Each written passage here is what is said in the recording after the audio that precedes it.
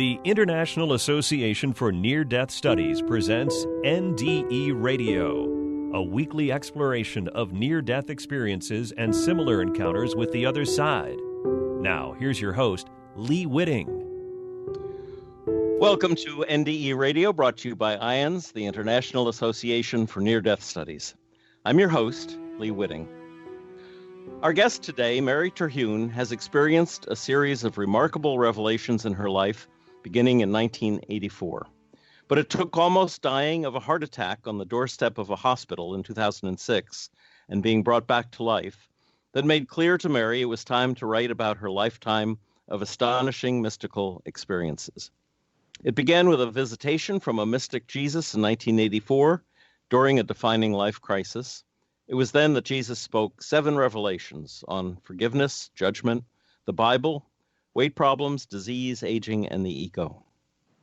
A few years later, in 1986, Mary met a monk who initiated her into deeper states of consciousness, and in 1988, she experienced the highest state of awareness, self-realization, and received the message that divinity awaits all mankind. A few months following her transformative experience of self-realization, Mary was given a spontaneous experience of her own death while meditating on a bench inside a lobby where she worked at MIT. And here to tell us her amazing story is Mary Terhune. Mary, welcome to NDE Radio. Thank you, Lee. Nice to be with you. Oh, it's wonderful to have you. And Mary, let's begin with your experience in 1984.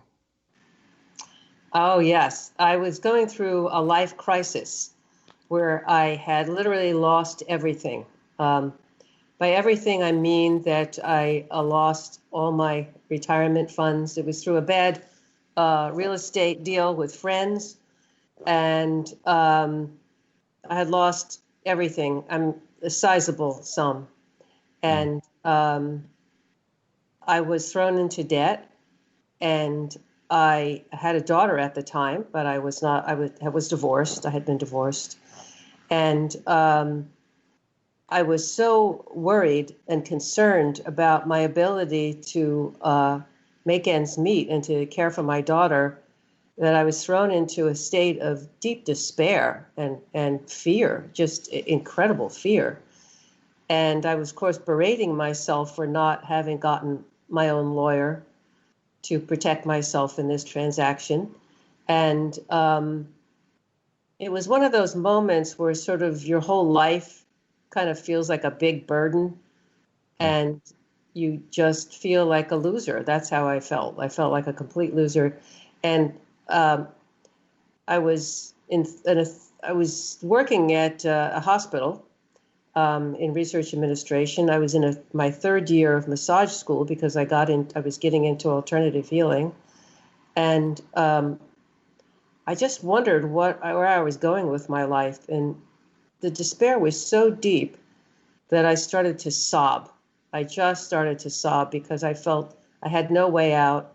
I didn't know what was going to happen, and when I could no longer cry any deeper than I was already crying, all of a sudden this light entered my living room, the living room window, and it was this tremendous presence. Now, I was on the border of being sort of an agnostic, so this was quite an experience for me, and I felt so much peace coming from that light. And then I heard a voice that said, "Now do you understand that true forgiveness is self-forgiveness?"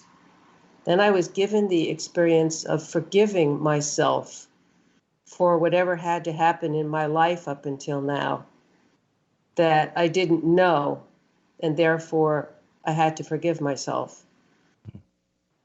And this peace just filled me. It was so profound and so deep that I had to lay down on the couch. I could no longer stand up. And then I recognized this voice. Now you can say, how did I know? All I can say is the soul knows. And I realized it was the Master Jesus. And of course, I was raised Catholic, but I had long left the church because I really didn't believe in the separation of how they separated people. And And so I just didn't believe in that. And I sort of believed that there might have been this person called Jesus, but I never equated him with any particular religion. And then certainly in him coming to me in this form and in this way, I felt him as a spiritual master, really, not connected with any particular religion. And he spoke to me these 7 revelations, and when he spoke to me about them, he would give me an experience in my life so I could relate it to an experience in my life and to see how that worked, what he was saying. And so it was so profound, and at the same time, he opened up this energy in my body, and later I would come to know it as the Kundalini, the spiritual energy of divinity within humanity. And as he opened up that whole channel, the Reiki chakras that I had heard about but didn't know much about became activated, and they started spinning around. And I thought, oh wow, that's really true. There are the energy spinning, in your body at these different places. And as he continued to speak to me, I kept having this experience inside of this awakening of this energy, this divine energy. And at some point, I was no longer breathing me. God was breathing me. That's the only way I can describe it, from a deep place inside. And then I thought, this must be how the yogis, that they bury underground to see if they can really do this, and then unearth them, and they're still alive. And this is how they breathe, from this very deep, deep channel inside. And later I would come to know that as the Sushumna. Of course, I knew nothing about any of this. I didn't know about meditation. I didn't know about yoga. I didn't know about Kundalini. I didn't know about anything. But now I was given a full-blown experience of these mystical teachings. And at some point, then I felt like there's veil that got removed from my third eye. And all I can say is, like, it kind of opened up of this veil so that I sort of fell into this divine love. And I felt it in my body. I felt it in everything all around me, the space around me. And at the end of my time with him, he withdrew his energy from the window, and I was still in this state of tremendous love. It's the only way I can describe it. The depth of love I had never experienced before. And I decided I needed to get a breath of fresh air. So I went and opened up the door to the back porch. And when I looked at the tree, happened to be this beautiful apple tree. When I looked at it, I saw all of a sudden these packets of light that were surrounded the tree. And then I saw it on these packets of light on the grass, and on the squirrel that went across the grass, on the flowers. And this divine light, these photonic packets of light, were alive with a profound love and omniscience. And then I understood that that's how the tree was created. That's how the grass was created, from this divine light. And it was filled with so much profound love. And I burst out crying, and out loud I said, oh my God, this is paradise, but we've made it into something else. Yeah. And needless to say, in the days that followed, I was having a difficult time navigating the world in this new state, because everywhere that I looked, I only saw love. And when I looked at people, I only felt love. And it's like I was in love with the world, and the world was in love with me. It's the only way I could describe it. And all I wanted to do was to sit in this love. Eckhart Tolle describes his experience, what happened to him. And at that time, he wasn't working, so he could just sit on a bench for a couple of weeks or more and kind of imbibe all of this. And I had to go to work. And so of course, I was still dealing with the with the issues of my losses and my anxieties, but this love seemed to take over for some time. Mm. And when I went to work, I was working in research administration, and I was supposed to be dealing with numbers and putting together statistics. And I would sit at my desk and I couldn't do anything. My mind just wanted to be in this love and bathe in it and see it everywhere. And of course, at that time in the 80s, no one was talking about consciousness. No one was talking about spiritual awakenings. No one was talking about any of these, seeing light and, hearing Jesus talk to you or whoever. And so I had no one to really talk to. I didn't know. I knew it was real, and I knew it was more real than real, my life up until this time. And so what ended up happening was the office was going to be, they were going to reorganize the office, and I was being told that I would be let go. So, and it's a good thing because I couldn't function. I could no longer function in that world anymore because I was opening up to something else. Now, mind you, it took me a very, very long time to integrate all of this. And a few years after that, that's when I met the monks. I met the monk 2 years later, and that opened me into deeper states. And then I began to have an understanding of what was happening to me. Began to have an understanding that this divinity was in me and in everyone. And I went through a lot of other things in between that I'm not mentioning, but basically it began my life of mystical experiences that continues up until this day. And when I had the experience of self-realization, which was extremely profound, everything changed me forever. And it just took me a long time to integrate it, to assimilate it, and then to live my life so that my life was not separated into work and then my spiritual life, but rather my whole life was spiritual. If I was going to work, it was spiritual. At home, it was spiritual. But it took me a very, very long time, and I had to go through a lot of changes. I went back and healed up old relationships. I sort of cleaned out everything, because I knew that I had to do this to move on in my life and to clear myself. Now, how did you meet the monk? And was he a Catholic monk or a Buddhist monk? I don't usually talk about the person that I met because it's very private to me and very personal. And it was a woman, as it turns out. Oh, okay. But the only reason I don't talk about that is because everybody has their own path. And so what I'm talking about are spiritual experiences that everyone can have, and no matter what path you are on.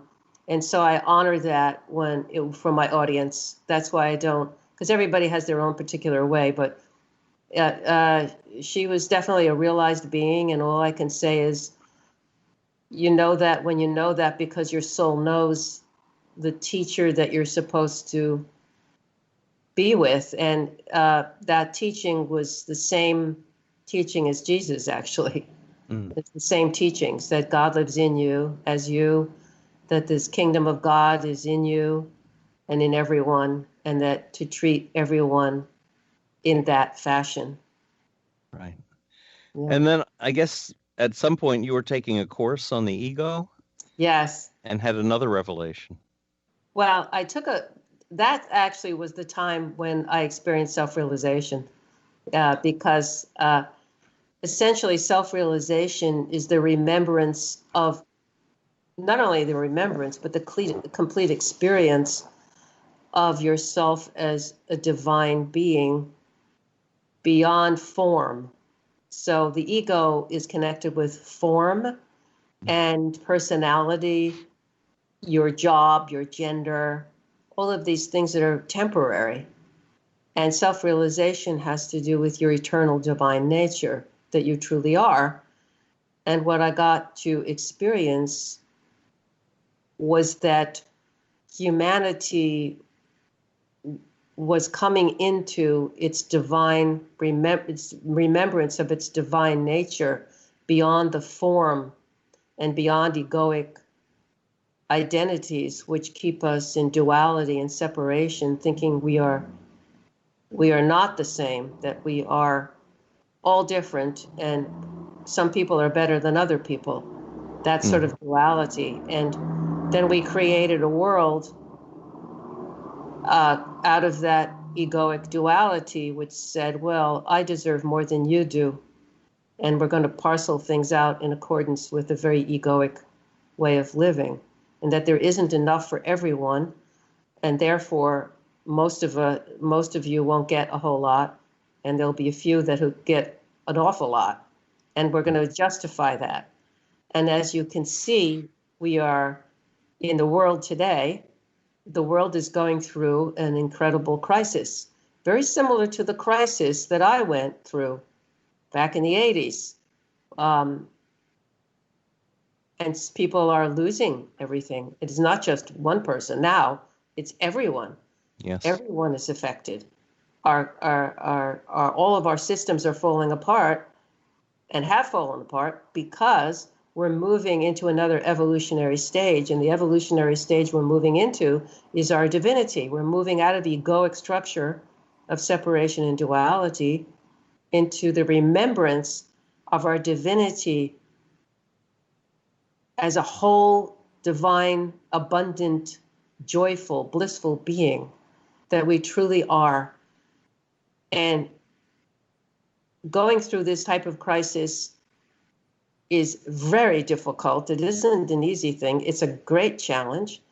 And but people have been prepared for it over this time. You know, the last 15 years or so, people have opened up more to meditation, more to yoga, more to acceptance of other ways, more sisterhood and brotherhood, more realizing that we can't live this way. We can't continue to live out of ego anymore, Right. and living out of fear. What you're doing, I think, and rightly so, is equating our own personal crises, like the one you experienced, with the world crisis that we're witnessing with this COVID-19 today. Yes. When you discovered self-realization, was it? I mean, how much of a breakthrough was it? Was it gigantic, a real revelation? Tell us about what that experience was like. Well, the light, the Kundalini then was fully, this divine energy then was fully awakened. And the first thing that happened was this cloud of, all I can call it is a cloud of all-knowing. It's the only way I can describe it. A cloud of all-knowing hovered over my being in this glory and power, and opened up my crown chakra, and then ignited this Kundalini energy that came up in full force this time, not just the more gentle way that Jesus did, but now it was the full force of it. And because, you know, our structure from here down holds the story of our life in those chakras. And so what was being activated was the separate story of Mary. And now it was all coming up, folding up in almost like a script. And it rolled and rolled, and I felt the energy come up, and all of a sudden right here, divine permission, the way I can describe it is that way, was given that I could enter this higher holy space of this higher chakra. And when that happened, my whole being knew that I was God, from having been created in this divine nature, and that not only me, but everything and everyone was created out of this divine essence and being. And when that happened, my experience was, I am Brahman, and all of this is my creation. By Brahman, I mean the ultimate field of reality. And then when I looked up above a building, I saw Jesus standing in a cloud, and his arms were up like this. And then he looked at me, and then he looked up. And as that happened, the whole cloud and Jesus rose up over the building and disappeared And I thought, oh my God, people do have these visions. They're very real. Right. It's all very, very real. And when it happens, it feels so normal. It feels so normal. It's like, how did I never realize that I was God and that everyone was God? How did I not? Am I the last to know this? You know? No. It's like, am I the last one to know this? Seems so obvious. Of course we are. I mean, but it was magnificent. It was omniscient and powerful and blissful and whole and beyond fear and no more fear, whole in body, mind, spirit, no more separation, no more feeling like I needed someone else to support me. I was complete and whole in my whole being. And then, yeah. I was going to say, where were you when this happened to you? It happened, I was at a meditation center. Ah, perfect. Yeah. So it was perfect because I was sort of imbibing, knowledge and taking time to do that. And we are being given this time now. The whole world is being given this time to contemplate our lives and where are we going in this world and what is Mother Nature telling us, because this came from Mother Nature. It's also said Mother Nature can't go on living this way either. I think Mother Nature has sent us COVID-19 as a sharp reminder that we better get our act together. It's a sharp reminder, and not only that, but we and nature are one. It's one consciousness, us and nature. So you might say that humanity is calling this forth as well because consciousness wants to know itself. In other words, we are calling forth something. We've been asking for our own, that something had to change. And whether, and when you're moving from one evolutionary cycle to another, which is what humanity is doing, the first time ever, we're moving out of egoic structures now. Even the astrologers are talking about this, using their language of astrology, moving out of the earth dense signs now into Aquarius, which will happen in December. So the age of Aquarius, which is it's out of fossil fuels and more into just energy and light and a communication on that level, in ways that we will discover as these new paradigms move forward. Of course, the old system wants to hold on to the old ways. We want to hold on to that fossil fuels. We want to hold on to the separation and all this sort of thing. So there's going to be the struggle, and how much we will suffer will depend upon how quickly we can let go of the old and move into the new. So I don't know what that's going to take, but as you can see, there's this tug of war. You can already see it. It's already happening, and people are realizing, wait a minute, we need a living wage.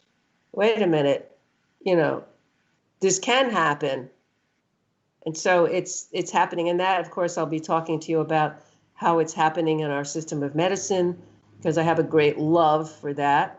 I started out, of course, as an RN, worked in that field a long time. And so I have a great love for healing and medicine and how we're evolving. I'm really looking forward to that discussion, which I'll tell the audience, you're coming back next week and we're going to talk about homeopathy in the age of COVID-19. What happened to you when you were in that lobby at MIT? Oh, that was an amazing experience. So every lunchtime, I took to meditating for part of my lunch hour. And this was in October, so it was cold outside, so I could no longer meditate outside. So I went into the lobby of the engineering building, and it has these big windows that face Massachusetts Avenue in Cambridge. And so I was sitting in the electrical engineering building, and in the middle of that big lobby is a revolving door where students come in and they walk out and they go to the other parts of the campus. And so I was leaning against the wall, and I had been reading about a monk who had already passed, someone I didn't meet. It was this man who was a very well-known monk, and people would experience different states while in his presence. And so I was reading about him and feeling rather sorry that I would never meet him because he had already passed over. So I closed my eyes to go into meditation, And as I'm sitting there, all of a sudden I hear a voice that says, "Are you ready?" And I'm thinking, oh, it's one of the students. He's kind of fooling around with me. I'll just ignore him. He'll go away. And so then I keep my eyes closed and I hear it again. "Are you ready?" And then I turn my attention to the voice, and all of a sudden I see this monk coming towards me while my eyes are closed, and I'm thinking, wait a minute. I've read about people having these experiences in meditation, and they're real. Just like the vision of Jesus was real. These things are real. This is real. And so he starts walking towards me, and as he starts walking towards me, all of a sudden he turns into the energy of the Milky Way, and that's spinning around, and then he enters my solar plexus with this energy, and all of a sudden this cacophony of noise, which I would find was sacred noises, the sound of a bell ringing, the sound of a conch blowing, the sound of wind blowing, just this tremendous racket going on. And I'm thinking, my God, people who are walking through, they can hear this and they're going to wonder what is going on inside her. That's how loud it was. And then all of a sudden, and the sound of a locomotive going through, and all of a sudden the energy start coming up. And all of a sudden I realize, wait a minute, I'm going to leave my body. I'm going to die. I'm going to experience dying while very conscious. And then I thought of my daughter, is it okay? And then I heard the monk say, yeah, it's fine. Oh, okay. So then I just left. Boom. I was taken out. And all of a sudden, very quickly, I'm standing in front of two windows of light. Now, by say standing, I don't mean in the physical body, but in my spiritual body of light. And I'm standing there looking at these two windows of light, one above the other, like in a house, those vertical buildings. And the monk is standing there, and the light is so filled with so much magnetic love and power, glory, like the sun shining. And I was being so drawn to it that I wanted to go to it. But then this little voice said, yeah, but your daughter. And I was like, no, I have to go to the light. I've got to go to the light. And as I went to go to the light, the monk touches me with his energy and he goes, not yet. And I was like, oh no, I have to go back. But where? Am I going back to what? Where am I going? Because I was fully me in this light. I didn't need anything else. That I was complete. I could think, I could move. Felt so happy.